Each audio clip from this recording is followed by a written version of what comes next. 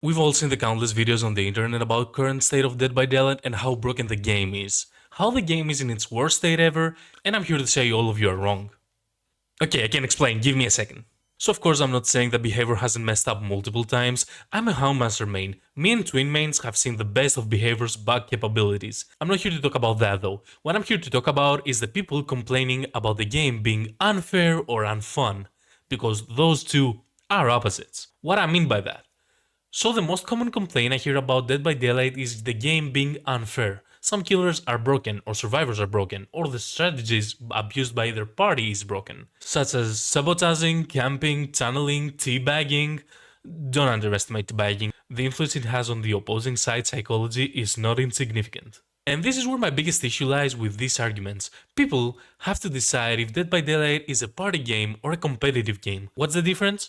Theoretically, balancing the game is extremely easy. You just nerf strong stuff and you buff weak stuff, and remove the things that throw the balance off until you balance them. For example, if you remove every single perk from the game and tweak the numbers a bit, the game would be balanced, aka competitively viable, but that's where you lose the fun. The game cannot be balanced. If you actually manage to somehow balance both sides, that would mean it's a 50-50 if the killer and all 4 survivors are playing to the best of their abilities. But the game is asymmetric, so the chances of that is always 1 in 4 since you will need to play with 4 survivors who are actually serious.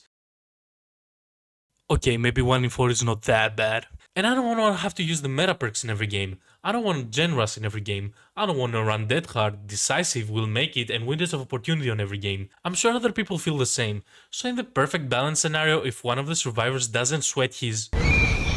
the killer would always win. And if you compensate for that by buffing the survivors, the killers would always lose when all 4 survivors are actually sweating. So the verdict is Dead by Daylight cannot be balanced because of the word asymmetrical. Then you would need to explain what does balanced even mean. In theory, perfectly balanced game would be 2 deaths and 2 escapes. Yet people don't feel that way. So just to make sure, I went ahead and asked multiple streamers about what they feel is a win. Casual players of course were more lenient, but for the most part killer players were dissatisfied with a 2k and considered it a loss. And of course survivors considered dying a loss. But that's what 50-50 balance would mean. So what I'm hearing is basically in the 2k scenario both sides feel like they lost? Well, that sounds like... How can two sides agree on balancing when they can't see 2k as a draw? Of course I am talking about how the majority of people feel, and specifically about competitive people.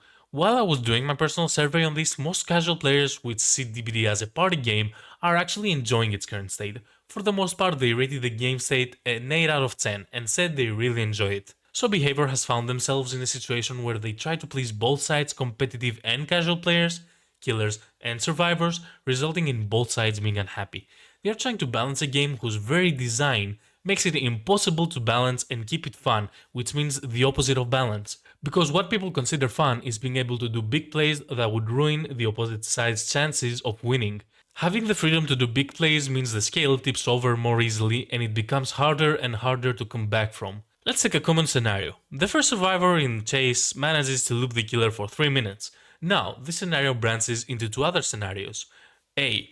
All other survivors were doing gens, resulting in the killer getting 1 hook for 3 gens. This trade cannot be recovered from, so the killer either tunnels, which is the play that tips back the scales the most, and it turns the game into a 3v1, and chasing an instant survivor means you need to only hit them once. So survivors don't have the manpower to rush gens as fast, which makes the other killer's option even easier, which is 3 gen. No matter how the game progressed, the killer is at his strongest during the 3 gen. Even though survivors can try to avoid 3 gen, if the killer wants it to happen, most of the times it will happen. For scenario B, another common scenario of mine, I loop the killer for 3 seconds. Now survivors have almost no progress in gens and at least one of them has to go rescue. That's 2 people that aren't repairing gens, while potentially the killer is even chasing the 3rd one to repeat the scenario. Now we only have 1 or 2 survivors doing gens, which the killer not only can keep up with, but if he has anti-gen perks, the game will end with no gens fixed. That's just for chase killers. Multiple killers mean multiple playstyles and combinations. I could explain them, but I find it easier to explain the rules of the 3D chess from Star Trek. Obviously, a great way to fix this would be the all-time argument of implementing casual queue and rank queue. Now let's be honest, that doesn't help the casual players. People would still sweat on casual, but it would help the competitive players because when you queue up for ranked games, there is no excuse for miming with weird builds or following me with a flashlight for the whole 3 minutes I'm looping thing. In a competitive scenario, that is considered throwing and would be reportable. And if you want this system to work perfectly, you could even have different balances for each of them. Like the perk will make it will boost healing by 50% on ranked, or anti-cam work 50% faster on ranked. Why this will never be implemented? The main reason is they don't want to divide the player base in half, because that could increase the queue time, considering matchmaking system would have a thinner pool of players to match against each other. As for the arguments such as disconnecting, I think behavior was really quick in something with the increased gen speed when a survivor is tunneled out of the game, because let's be honest, bots are as far away from perfect as far away I am from touching grass. Which still loops back to the original problem: people don't want balance. If you have noticed before, perks are the balancing, because every time behavior makes a change that is considered good, they are making perks that already exist base kit, which proves that the game reaches balancing if everyone picks the best perks. Perks are the most fun part of the game, but we have to accept that their existence throws the game off balance. In the end, what I'm saying is that I'm really enjoying this game, which does have its issues, and behavior tries to fix. They are not doing great, because they are trying to make the game both balanced and fun. Not impossible, but extremely hard, especially in a 4v1 scenario. I'm almost always having fun in this game because I pull big plays every now and then, because I help my friends and teammates escape, because I got a perk value from a crazy build I used, or because the last survivor that I was trying to slaughter pulled out a guitar and played me a song. This game is not as bad as everyone describes it to be.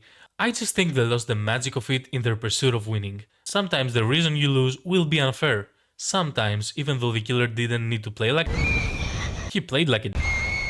The more you balance the game with perks base kit, the more you remove from the fun of it. Honestly, I also want base kit unbreakable. I am agreeing with some of the changes, but I will miss all the times I did change the course of the game simply because I brought the perk unbreakable. So until the day we are all forced to have the same perks and play the exact same way, I will keep having fun. So that was my take on the current DBD state. Now that you saw the whole thing, you are allowed to tag me on comments or on my own stream about all the things I was wrong. And as a warning, I've already contacted the authorities so they know that if I disappear, it's people that saw this video. I will see you in the fog. Stay muted.